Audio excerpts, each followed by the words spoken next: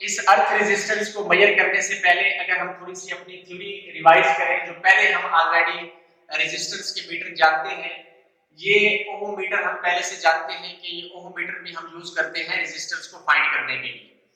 तो उसके बाद नंबर 2 हमने मीटर स्टडी किया हुआ है मैगर, और मैगर को भी हम हाई रेजिस्टेंस फाइंड करने के लिए यूज करते हैं। और आज जो हमारा थर्ड इंस्ट्रूमेंट है वो है अर्थ टेस्टर।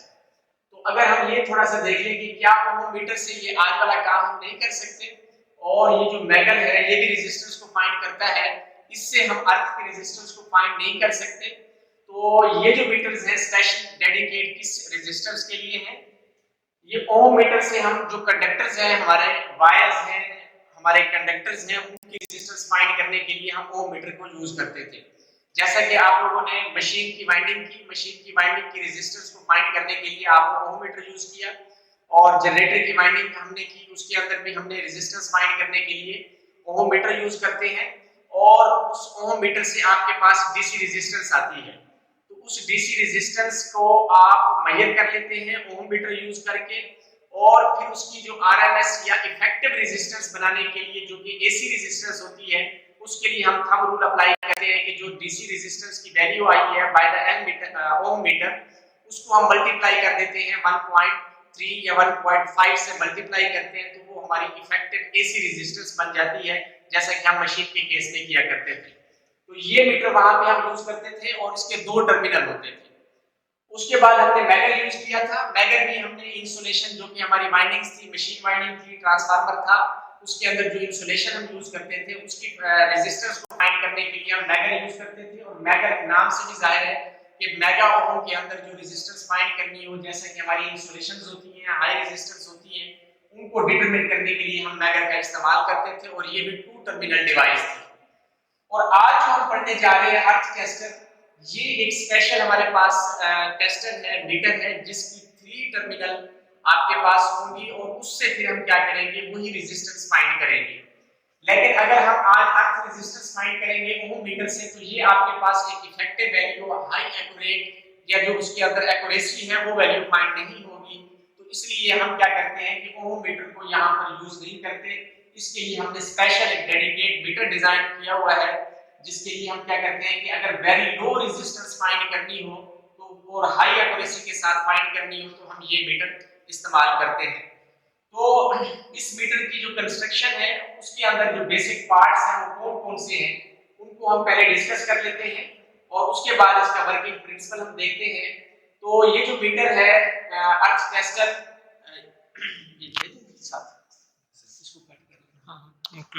ये मेरे पास है अर्थ टेस्टर।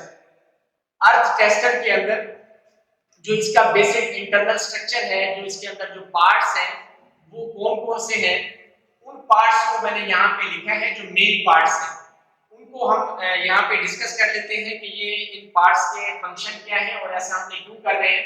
तो इसमें सबसे पहली जो चीज है वो हैंड ड्रिवन जनरेटर हो सकता है आपकी जो अर्थ टेस्टर है, या दूसरे नंबर पे बैटरी हो सकती है। और जो ये मैंने मीटर उठाया हुआ है, इसके अंदर बैटरी है, सेल है, जो कि हम यहाँ पर इस मीटर के अंदर यूज कर रहे हैं। नंबर 2 हमारा जो पार्ट है वो है रेक्टिफायर। इसके मीटर के अंदर एक रेक्टिफायर है, जो कि क्या करेगा, उसका बेसिक फंक्शन ये है कि वो एसी को डीसी में कन्वर्ट करेगा। ठीक है, तो एसी को डीसी को एसी से डीसी को ये कन्वर्ट करेगा। और उसके बाद नंबर 3 हमारे पास कंपोनेंट है, वो है करंट रिवर्सल, जो कि इसका बिल्कुल अपोजिट काम करेगा, डीसी को एसी के अंदर कन्वर्ट करेगा। और जो 4th नंबर है वो हमारे पास इसमें कॉइल्स हैं, और कॉइल जो है वो 2 टाइप्स की है, एक आपके पास प्रेशर कॉइल है और जो दूसरी है वो करंट कॉइल है। और नंबर 5 जो मेन पार्ट है वो इलेक्ट्रोड्स है। इसमें 3 तरह के इलेक्ट्रोड्स हैं, एक आपके पास अर्थ इलेक्ट्रोड, और दूसरा वोल्टेज इलेक्ट्रोड, और तीसरा करंट इलेक्ट्रोड। ठीक है, तो ये 3 तरह के इलेक्ट्रोड इसके साथ होंगे। तो ये मेन पार्ट्स हैं अर्थ टेस्टर के। तो अब ये रेक्टिफायर इसमें क्यों लगा हुआ है और करंट रिवर्सल इसमें क्यों है? कॉइल्स जाहिर है कि डिफ्लेक्शन के लिए, मेजरमेंट के लिए मीटर के अंदर कॉइल्स आप डालते हैं, जैसे कि हम इंस्ट्रूमेंटेशन के सब्जेक्ट में पहले से जानते हैं।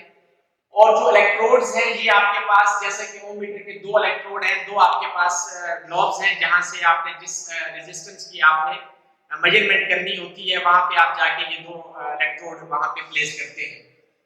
तो सिमिलरली बैटरी हमारे पास करंट के लिए होगी, ताकि सोर्स हो, मीटर का अपना सोर्स होगा जो कि जिससे वो मीटर को रन करेगा। और उसके बाद जो रेक्टिफायर है ये हम इसलिए इसके अंदर यूज करते हैं, बेसिकली होता ऐसा है कि जो अर्थ की रेजिस्टेंस हम फाइंड करने लगे हैं, आज का जो हमारा टारगेट है अर्थ की रेजिस्टेंस को फाइंड करने के लिए हमने उसमें जो फ्लो कराना है वो एसी करंट फ्लो कराना है। और जो हमारे पास यहाँ पर इंस्ट्रूमेंट के अंदर जो सोर्स है वो हमारे पास डीसी है, बैटरी डीसी है, और जो करंट हमें फ्लो कराना है अर्थ से वो है हमें चाहिए एसी। तो ये हमें एक चीज, और दूसरी चीज ये है कि जो कॉइल की डिफ्लेक्शन है, कॉइल की जो हमारी एनर्जाइजेशन है उसके लिए हमें चाहिए डीसी, क्योंकि अगर एसी देते हैं कॉइल्स की डिफ्लेक्शन के लिए तो एसी का जैसे हाफ साइकिल पॉजिटिव और दूसरा हाफ नेगेटिव, तो इस रिवर्सल की वजह से हमारी जो डिफ्लेक्शन है वो भी क्या करेगी, डिफ्लेक्ट करेगी, और रीडिंग जो है वो हमारी एक्यूरेट नहीं आएगी, डिफ्लेक्टेड होती रहेगी। तो वहां पर हमने कॉइल की जो मूवमेंट है, डिफ्लेक्शन है, उसको हमने डीसी कॉइल डीसी करंट देना है उन कॉइल्स को। तो इसलिए हमें मींस के मीटर के विद इन कॉइल के लिए डीसी चाहिए, और जो अर्थ के अंदर हमने करंट फ्लो कराना है थ्रू इलेक्ट्रोड, यानी बिटवीन इलेक्ट्रोड जो हमने करंट को फ्लो कराना है वो एसी चाहिए। तो इस चीज के लिए हमें चाहिए, जहां पे एसी है तो वहां पर हमें डीसी बनाने के लिए रेक्टिफायर से बना लेंगे और कॉइल को दे देंगे, और जहां पर डीसी है बैटरी से आगे वहां पर हम करंट रिवर्सल में जाएगी, बैटरी से आगे वहां पे एसी बनेगी, और उस एसी को हम क्या करेंगे, इलेक्ट्रोड से अर्थ से उसको पास कराएंगे। तो ये बेसिकली हमें जो है वो पार्ट्स की जरूरत पड़ती है, जिसकी वजह से हमें रेक्टिफायर और करंट रिवर्सल और कॉइल्स लगानी पड़ती है, इससे हमारे पास कंप्लीट इसकी मेजरमेंट होती है। तो ये था इसका इंटरनल मेन जो कंपोनेंट्स थे उनके ये डिस्क्रिप्शन थी कि ये ऐसा हम ये चीजें हमें क्यों चाहिए, रेक्टिफायर क्यों चाहिए, करंट रिवर्सल क्यों चाहिए। इसके बाद इसकी मैंने एक डायग्राम बनाई है, सिंबॉलिकली यहाँ पर रिप्रेजेंट किया है इसी मीटर का। अब ये वो मीटर है, इसके अंदर बेसिकली जो कॉइल्स है वो दो कॉइल्स है, एक आपके पास प्रेशर कॉइल, वोल्टेज कॉइल, और दूसरी है करंट कॉइल। जैसे कि यहाँ पर हमने रिप्रेजेंट किया है कि ये कॉइल है, एक कॉइल पे दो टर्मिनल होंगे, जैसे कि मैंने यहाँ पर लिखा C1 एंड C2 दो टर्मिनल होंगे, और यहाँ पर जो टर्मिनल लिखे हैं वो P1 और P2 प्रेशर कॉइल के लिए। अब टोटल चार टर्मिनल हो गए टू कॉइल्स के। हमने जो दो टर्मिनल है C1 और P1 इनको हमने कॉमन कर दिया, और ये हमने जोड़ दिए एक इलेक्ट्रोड के साथ, जिसे हम नाम दे रहे हैं अर्थ इलेक्ट्रोड का, ठीक है। और उसके बाद जो दो टर्मिनल है हमारे C2 और P2, ये हमारे पास करंट इलेक्ट्रोड को हम दे देंगे, और जो तीसरा है ये P2, ये दे देंगे हम प्रेशर या वोल्टेज इलेक्ट्रोड, इसको नाम दे सकते हैं।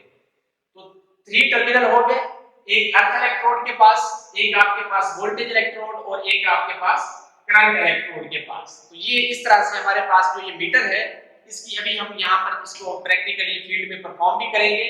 तो ये हमारे पास बेसिकली थ्री इसकी यहाँ पे जो है अर्थ इलेक्ट्रोड की है, और ये एस भी है ये वोल्टेज, और ये जो आपके पास एच है इसके साथ सी लिखा हुआ है ये करंट का इलेक्ट्रोड है। यहाँ से हम वायर्स लगा के और इसको सेट करेंगे। तो अब यहाँ पर जो मेन चीज है वो ये है कि यहाँ पर थ्री इलेक्ट्रोड हमने क्यों यूज किए, ठीक है। जैसा कि हम ओम मीटर में मैगर में हमारे पास दो इलेक्ट्रोड हैं, दो नॉब्स हैं, जिस रेजिस्टेंस को फाइंड करना होता है हम वहां पे अटैच करते हैं, और इस स्पेशल मीटर के अंदर ये ऐसा काम हम क्यों करते हैं, ठीक है। तो इसको समझने के लिए यहाँ पर मैंने एक इंडिकेशन दी है, यहाँ पर देखिए कि वही ये चार आपके पास कॉइल के टर्मिनल हो गए C1 C2 P1 P2, ये हमारे पास C1 और ये C2, और इसी तरह से P1 और P2, ये दो टर्मिनल हमने शॉर्ट कर दिए, और यहाँ पर ये आपके पास जो करंट का रास्ता है ये वाला, जिसको हमने करंट मीटर से एम्पियर मीटर से रिप्रेजेंट कर दिया, और ये जो प्रेशर कॉइल्स हैं इसको मैंने रिप्रेजेंट किया वोल्ट मीटर से। अब अगर हम बेसिक थोड़ी रिवाइज करें तो हम जानते हैं कि जो वोल्ट मीटर है इस गैल्वेनोमीटर से जब हम वोल्ट मीटर बनाते हैं तो हाई इंपीडेंस उसके सीरीज में यूज करते हैं, और इसी तरह से जब हम एमीटर बनाते हैं तो शंट लो रेजिस्टेंस हम उसके अंदर ऐड करते हैं, और इस तरह से डिजाइन होता है। इट मींस कि वोल्ट मीटर की जो इंपीडेंस है या जो रेजिस्टेंस है वो हाई होती है एज कंपेयर टू एमीटर। अब होता ऐसा है कि जब हम अर्थ के अंदर इलेक्ट्रोड प्लेस करते हैं और हमारे पास जो डीसी बैटरी से डीसी करंट को हमने एसी में कन्वर्ट किया और एसी करंट को हम कहां से पास कराते हैं, इस अर्थ इलेक्ट्रोड से पास कराते हैं। अब ये जो करंट यहां से जाता है ये उसका रेफरेंस हो गया, कॉमन टर्मिनल हो गया। जैसे ही यहां से करंट जाता है तो ये भी हमने क्या किया हुआ है, दोनों इलेक्ट्रोड अर्थ के अंदर जो है वो बिल्ड किए हुए हैं। तो जैसे करंट हमारा यहां से जाएगा तो उसके पास ये भी ऑप्शन है कि यहां से वापस चला जाए और उसके पास ये भी ऑप्शन है कि करंट यहां से भी वापस जा सकता है। लेकिन होगा क्या कि क्योंकि ये आपके पास voltmeter just like this ये वाली और इसकी इंपीडेंस क्या है, हाई है, तो ये करंट जो है यहां से फ्लो नहीं करेगा, ये करंट यहां से यूं फ्लो कर जाएगा, लो इंपीडेंस पाथ को अडॉप्ट करेगा और इस तरह से ये करंट कॉइल के साथ जाएगा और हम क्या करेंगे, करंट को रीड कर लेंगे इस कॉइल के थ्रू। और ये जो आपके पास है ये क्या दे देगा, ये कॉइल आपको पोटेंशियल दे देगी, वोल्टेज की मेजरमेंट दे देगी। तो इट मींस कि इन दो टर्मिनल के दरमियान पोटेंशियल डिफरेंस आपका क्रिएट हो जाएगा, वोल्टेज की मेजरमेंट हो जाएगी और इसी तरह से इसी पोटेंशियल डिफरेंस की वजह से जो करंट फ्लो कर रहा है आपका वो आपका इस कॉइल से रीड हो जाएगा। तो हमारे पास दोनों वैल्यू आ जाएंगी, करंट की और वोल्टेज की। तो इन दोनों की रेशियो से ये खुद हमें क्या करके देगा, रेजिस्टेंस को फाइंड करके देगा। जैसा कि हम जानते हैं कि अर्थ रेजिस्टेंस का जो फार्मूला है वो V/I रेशियो है। अब V जो है ये फ्रॉम E टू P, ये देखिए ये E है और ये P, ये यहां से यहां तक V, और जो करंट है ये थ्रू E टू Q, और ये E है ये Q इलेक्ट्रोड का नाम है। तो थ्रू दिस वोल्टेज बिटवीन और करंट जो है वो थ्रू दिस टू इलेक्ट्रोड्स। तो इस रेशियो के साथ हमारे पास क्या फाइंड हो जाएगी, अर्थ रेजिस्टेंस फाइंड हो जाएगी। और इस उसूल पे ये क्या करेगा, आपको मीटर अर्थ की रेजिस्टेंस को फाइंड करके देगा। अब उसके बाद एक्सपेरिमेंटल प्रोसीजर है कि हम इसको टेस्ट को कैसे परफॉर्म करेंगे और उसकी ऑब्जर्वेशन हम कौन सी लेंगे, कैलकुलेशन क्या करेंगे और उसकी जो डिस्टेंस और रेजिस्टेंस को मेजर करना है, डिस्टेंस को वेरी करके। तो उसके लिए हम सबसे पहले ऑपरेटर्स को डिस्क्राइब कर देते हैं। तो ये जी मुझे दें ऑपरेटर्स, ये हमारे पास वोल्ट अर्थ टेस्टर है। इस अर्थ टेस्टर के अंदर ये तीन हमारे पास इलेक्ट्रोड्स की प्लेसेस हैं। ये अर्थ इलेक्ट्रोड की हमारे पास पॉइंट है, ये P stands for pressure electrode जो कि वोल्टेज इलेक्ट्रोड है, और ये C जो है ये करंट इलेक्ट्रोड है। यहाँ पर हम करंट इलेक्ट्रोड की वायर प्लेस करेंगे। तो ये यहाँ पर ये दिखाएं जरा पीछे। तो ये जी ये हमारी ब्लैक वायर है जो कि अर्थ इलेक्ट्रोड हम यहाँ पे इसको देंगे, और उसके बाद ये येलो कलर है, ये वायर भी हमारे पास येलो है, ये यहाँ पे दिखाएंगे ये येलो वायर है, इसका हम कनेक्शन यहाँ पे करेंगे। और इसी तरह से जो तीसरा हमारे पास इलेक्ट्रोड की वायर है वो रेड वायर है, यहाँ पे कलर भी लगा हुआ है, कलर इंडिकेशन है। तो इसके लिए हम करंट को यहाँ पर यूज करेंगे इस तरह से। और उसके बाद ये हमारे पास अर्थ इलेक्ट्रोड है जो कि हम बाहर जाके फील्ड के अंदर अर्थ के अंदर उनको डिप करेंगे, और हैमरिंग उसके साथ हमारे पास मौजूद है वो हम करेंगे, और फील्ड में चल के इसको बाकायदा प्रैक्टिकली हम ऑपरेट करके देखते हैं और देखते हैं कि हमारी जो ये HV लैब है इसकी जो अर्थिंग की हुई है उसकी अर्थ रेजिस्टेंस की वैल्यू कितनी आती है। ये एक व्यू भी दिखा दें साथ HV लैब का जो कि हमारे पास यहाँ पे मौजूद है। इसकी अर्थिंग है, बाहर इसकी पिट है जो कि हम पिट के पास जाके फील्ड के अंदर बाहर वाली साइड से वहां पर अर्थ की रेजिस्टेंस को फाइंड करते हैं। ये अब हम फील्ड में आए हैं, इस प्रैक्टिकल को हम बाकायदा परफॉर्म करते हैं, इस टेस्टर को यूज़ करते हैं। ये हमारी वही इंटरनल लैब है। ये लैब से हमारे पास जो अर्थिंग आ रही है ये अर्थिंग कंडक्टर आ रहा है और ये इस पिट के अंदर है। ये अभी आपको करीब से भी दिखाते हैं पिट को। तो सबसे पहले हम जो मीटर है उसको टेस्ट कर लेते हैं और कि मीटर एक्यूरेट है या इसकी कोई एक्यूरेसी के अंदर कोई फ़र्क नहीं है। तो हम मीटर को टेस्ट कर लेते हैं जी। सबसे पहले ये याकूब मुझे दें, आप इसकी लीड दे दें और यहाँ पर हम इसको प्लेस कर लेते हैं। ये जी ये करीब थोड़ा आ जाए। ये यहाँ पर करंट फाइल है ये मेरे पास, और ये हमारे पास है जी ब्लैक है, ये अर्थ इलेक्ट्रोड के साथ है, और इस तरह से ये हमारे पास है वोल्टेज के लिए। तो ये हम यहाँ पे लगा देंगे। अब सबसे पहले हम इस मीटर को टेस्ट करने के लिए इसकी ज़ीरो एक्यूरेसी या जो ज़ीरो एडजस्टमेंट है वो देख लेते हैं जी। इनके तीनों टर्मिनल आपस में शॉर्ट करें। ये जो तीनों हैं इनको ये आपस में शॉर्ट कर देंगे। चलो ये तीनों शॉर्ट हो गए। अब उसके बाद हम इस मीटर को ऑन कर लेते हैं और उसके बाद ये आप मेजर का बटन दबाएंगे। यहाँ पर हाई वोल्टेज है, ये मेजर करेंगे हम।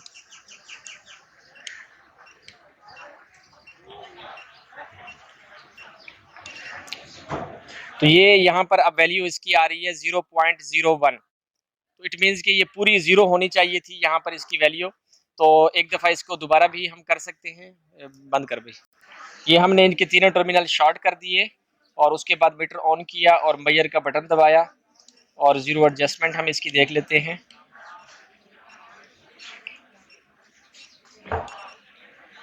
ये जी हमारे पास है इसकी ओहम, ये मीटर की एक्यूरेसी है। तो इतना हम क्या कर लेंगे, लास्ट में जो हमारे पास रीडिंग होगी उसके अंदर हम जो है प्लस माइनस कर लेंगे, उतनी इसके अंदर टॉलरेंस सेट कर देंगे। ठीक है जी, इसको तो अब उसके बाद हम इसको प्रॉपर यहाँ पर परफॉर्म करते हैं टेस्ट को। अर्थ रेजिस्टेंस हम अपनी पिट की फाइंड करते हैं। ये ज़रा करीब लेके आए, यहाँ पे इनको पिट दिखाएं। लगाते हैं, दूसरी जाके 10 मीटर पे लगाते हैं। तो इसकी रीज़न ये है कि जितनी हमारी अर्थ इलेक्ट्रोड गहरी होगी, जो हमने पिट बनाई है, जो बिल्डिंग को हमने अर्थिंग प्रोवाइड की है, जितना ये ज़्यादा इसका डिग होगा, इसका ज़्यादा गढ़ा होगा, उतनी दूर हमें क्या बनाना पड़ेगा, इसका जो दूसरा फ्लो है करंट का, वो हमें रास्ता देना पड़ेगा। तो यहाँ पर जो हमारे पास वोल्टेज लेवल है एचवी की लैब का, वो हमारे पास 5 मीटर के साथ जो है कंपेटिबल है। लेकिन इसी को अगर आप दूर जाके देखते हैं, ग्रिड स्टेशन के ऊपर देखते हैं, तो वो जो वायर है इसकी अर्थ इलेक्ट्रोड की, या जो करंट इलेक्ट्रोड है, या जो वोल्टेज इलेक्ट्रोड है, उसकी वायर 20 मीटर तक लंबी है। 5 मीटर से आगे बढ़ के 20 मीटर तक है। तो इसका बेसिक यही है कि जितना ज़्यादा अर्थ इलेक्ट्रोड हमारा गहरा होगा, उतनी दूर या उतनी लंबी हमें तार यूज़ करनी पड़ेगी। तो ये अदनान और याकूब अभी जाते हैं आपके सामने। यहाँ पर जो अर्थ इलेक्ट्रोड है हमारे पास, करंट और वोल्टेज इलेक्ट्रोड, इसको ये इसकी वायर को 5 मीटर है और दूसरी हमारे पास 10 मीटर तक है, 20 मीटर तक ये लेके जाएंगे। इसको आपके सामने करेंगे। 1 सेकंड ले जाए भी, अभी ले जाओ ना आगे यार, ये रेड वाली ले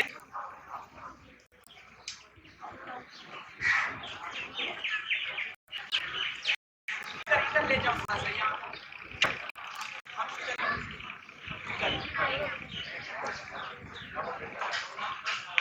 बस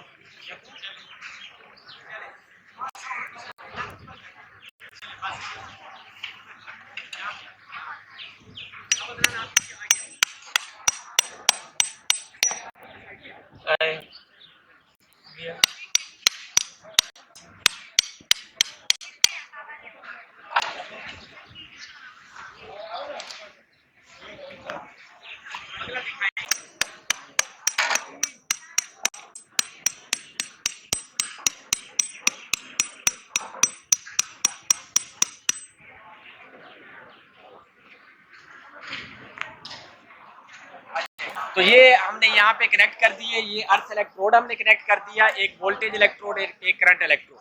तो ये 2 इलेक्ट्रोड हमने प्लेस कर दिए। ये हमने 0 एंगल पे रखे हैं। एक की लेंथ यहाँ पर देखें कि 5 मीटर है और दूसरे की लेंथ 10 मीटर है। और ये अर्थ इलेक्ट्रोड हमने अपनी पिट के साथ यहाँ पे कनेक्ट कर दिया। ये हमारी पिट है।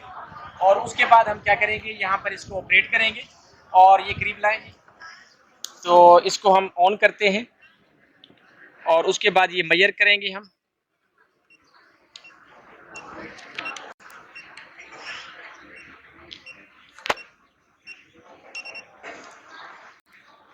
तो ये हमारी रेजिस्टेंस की वैल्यू है 0.7 ओम। तो जो आईईसी का स्टैंडर्ड है उसके अकॉर्डिंग जो इसकी रेजिस्टेंस है वो 1 ओम से लेस होनी चाहिए।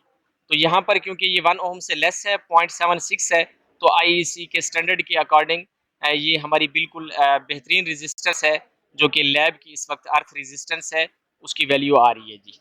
तो ये जी मेथड था। अब इसके बाद ये है कि हम ये इसकी ऑब्जर्वेशन एंड कैलकुलेशन के अंदर ये कर सकते हैं कि ये जो अभी आपने डिस्टेंस लगाया है, ये हम जो 5 मीटर की मैक्सिमम लेंथ है, ये वो है जहाँ पे हमारा पेट वैल्यू आएगा रेजिस्टेंस का।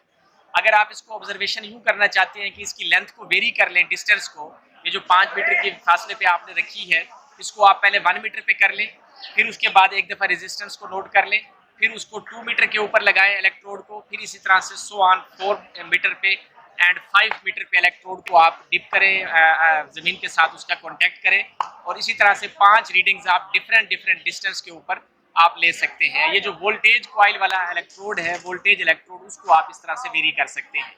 और ये हमने दोनों सीध में रखी हुई हैं तो ये जीरो एंगल है। तो इसकी पेट जो वैल्यू आएगी, जो इसका एक्यूरेट मेथड है, एक्यूरेसी जहाँ पे आपको मिलेगी वो जीरो एंगल पे मिलेगी। और जो मिड है, यानी ये जो आपके पास करंट इलेक्ट्रोड वाली वायर है, जो लंबी वायर है, इसके बिल्कुल दरमियान में जाके आप जब ये येलो वाली वायर को, इलेक्ट्रोड को प्लेस करेंगे, तो वो पॉइंट है जहाँ पे आपको हाई एक्यूरेट और बिल्कुल पेट वैल्यू मिलेगी। इसके बाद कोई भी आप पोजीशन बनाएंगे तो वहाँ पर जो अर्थ रेजिस्टेंस की वैल्यू है वो एक्यूरेसी नहीं आएगी। तो इसकी ऑब्जर्वेशन हम यूँ भी कर सकते हैं कि एक जो वायर है इसको हम यहाँ पे प्लेस रखें और दूसरी का एंगल चेंज करें इस तरह से। तो यहाँ पर 15 का एंगल, 45 का एंगल, 90 का एंगल और मैक्सिमम 180 के एंगल तक, यानी एक वायर जो है वो हम इस साइड पे अर्थ के साथ कॉन्टेक्ट कर दें और दूसरी जो वोल्टेज कॉइल है वो हम इसके बिल्कुल अपोजिट दूसरी साइड पे कर दें। तो यहाँ पर जो अर्थ की रेजिस्टेंस आएगी वो एक्यूरेट नहीं होगी। तो इसका जो एक्यूरेट मेथड है वो यही है जिस तरह से हमने किया हुआ है। बाकी आप किसी भी टाइप के ऊपर ऑब्जर्व करके उसको एनालाइज कर सकते हैं। तो इस तरह से आप अर्थ रेजिस्टेंस की वैल्यू को फाइंड कर सकते हैं। अब हमने यहाँ पर एंगल को चेंज किया है, 45 राउंड अबाउट एंगल हमने सेट किया है और यहाँ पर हम चेंज करते हैं, इसको देखते हैं कि ये कितनी वैल्यू यहाँ पर मेजर होती है। 0.73। तो अब यहाँ पर हमने क्या किया है कि इन दो इलेक्ट्रोड के दरमियान एक एंगल प्रोवाइड किया है, तो ये वैल्यू आ रही है। और जो पहले हमने की थी जीरो एंगल पे, वो हमारे पास थी 0.78, तो वो हमारी एक्यूरेट वैल्यू थी। तो अब उसके बाद एक और एंगल सेट कर लेते हैं, 90 का एंगल सेट कर लें या और उसके बाद हम इसको चेक कर लेते हैं। तो अब हमने एंगल को और वेरी किया है, 45 से हमने एंगल को चेंज करके 90 के राउंड अबाउट लेके गए हैं और यहाँ पर वैल्यू को चेक कर लेते हैं।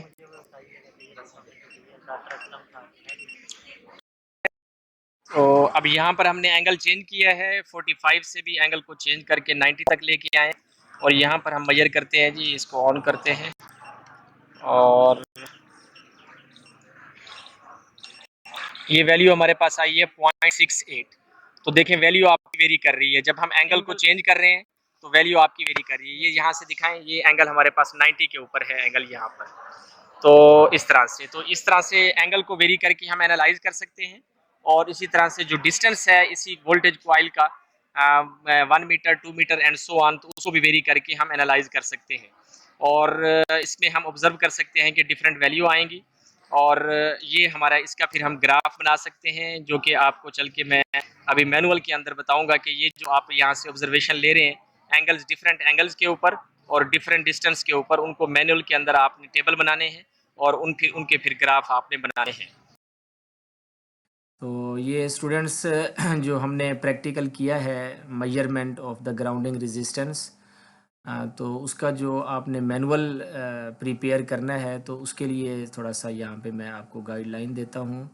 तो मैनुअल कैसे आपने प्रिपेयर करना है, यहाँ पर ये टाइटल है measurement of the grounding resistance और इसमें जो हमारा मेन ऑब्जेक्टिव था वो आपने यहाँ पे लिखना है, जैसे कि यहाँ पर आपके सामने लिखा हुआ है, to perform the grounding resistance measurement using the special earth tester. और इसके बाद जो इसकी बेसिक प्रिंसिपल है, कंस्ट्रक्शन है, इसकी जो डिस्कशन है वो आपने यहाँ पे राइट डाउन करनी है।